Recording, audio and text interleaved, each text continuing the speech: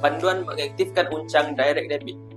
Pertama, tuan-puan perlu login akaun KAB Gold, pergi ke bahagian uncang, pilih uncang emas atau uncang emas plus, pilih uncang direct debit, kemudian tekan add plan, tekan tanda ini, kemudian pilih add plan.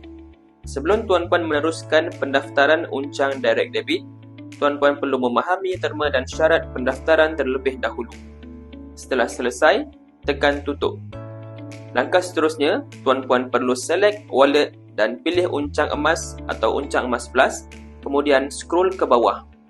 Dekat daftar pelan potongan baru, nyatakan jumlah potongan RM minima RM50, maksimum RM30,000.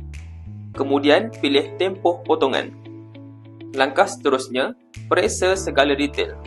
Pastikan benar dan betul, kemudian tekan proceed to register.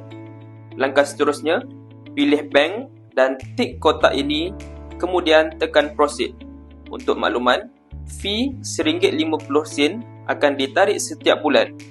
Seterusnya, tuan-puan tik kedua-dua kotak ini dan tekan confirm enrollment.